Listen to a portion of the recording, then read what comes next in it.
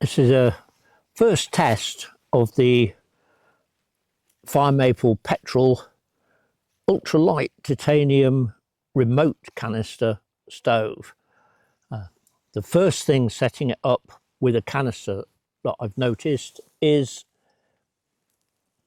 the burner swivels, so you can move the canister quite a distance and place it where you want it without having to move the stove, which is a neat touch.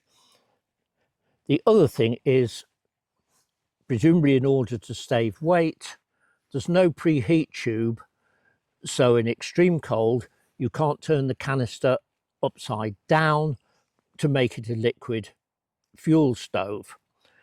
But I'm going to see how well it does with a petrol pot with the heat exchanger on the bottom, and with my now ancient Evernew 900ml titanium pot, and see if there's any significant difference.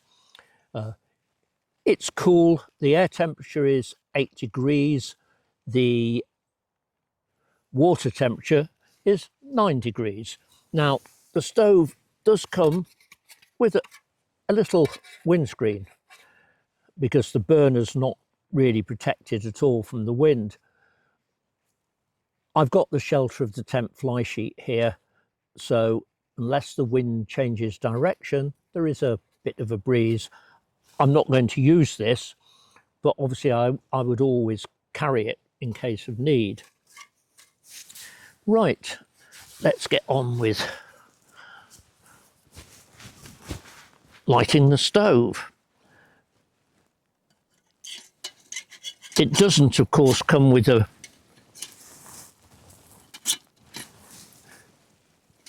igniter, which is standard with this type.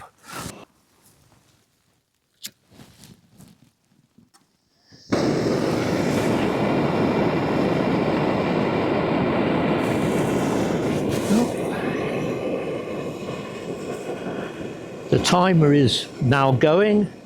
There is 500ml of water in the pot, which is more than I usually boil when making a hot drink or a meal, but I want to compare it with other stoves and other pots, so 500ml is the standard measure that I use. And now we'll wait and see how long before steam starts coming out of the hole, which is there. There's also a small spout here. I will resist the temptation to keep lifting the lid off to see what is happening.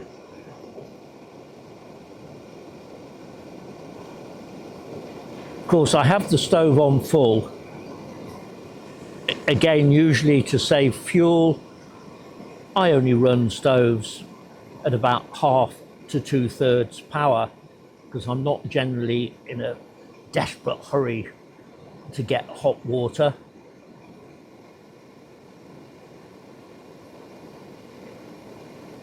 And even on short trips where I know I've got enough fuel with some to spare, I don't see any reason, to use more fuel than necessary. First steam is now starting to appear, and in fact it's now a lot of steam. Yep, that is boiling 2 minutes 5 seconds, which I reckon is quite fast, especially given it's not that warm. So that is fine. Put that hot water over there, and I'll let the stove cool down, and then shortly I'll see how it does with the titanium pot with no heat exchanger. The petrol pot is, of course, aluminium, not titanium. And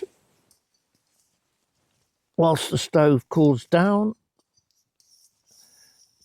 I'll see how much fuel I've used.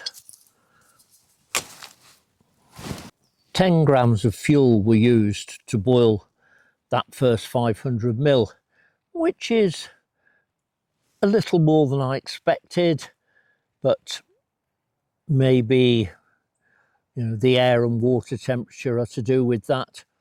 Anyway, let's see how it does with the titanium pot without a heat exchanger.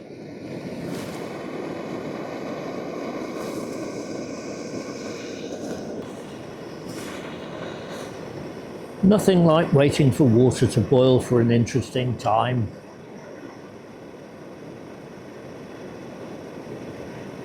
Of course, this pot does not have any holes in it to let steam out. It's old enough that pots in those days never did. So eventually I'll have to listen for the water boiling and maybe risk lifting the lid to see what's happening.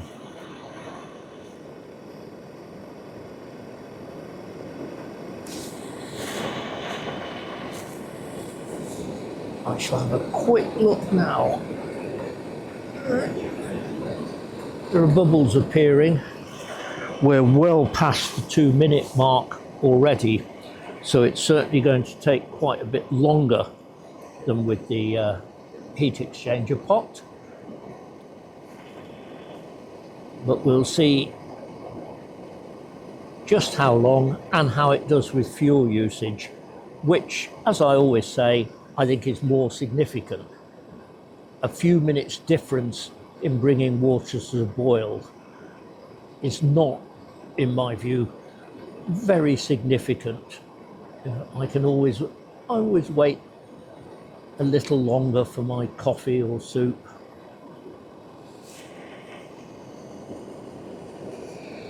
We almost have boiling.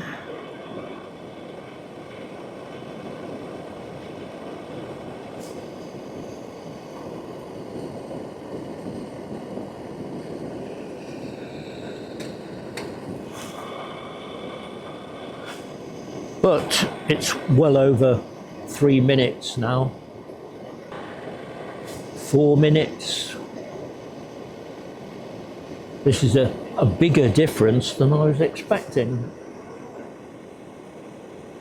Of course, this is just a first test, doing it once. I will do further ones with different pots and probably different makes of gas as well.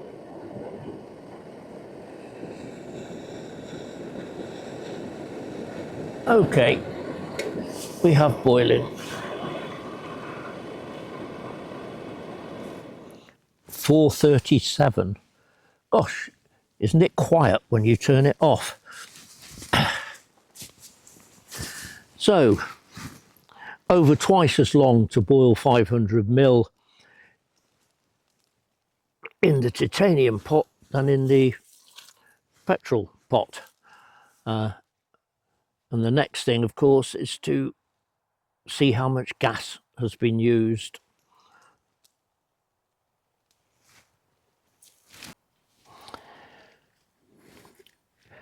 Well, the same amount of fuel was used with the titanium pot as the petrol pot.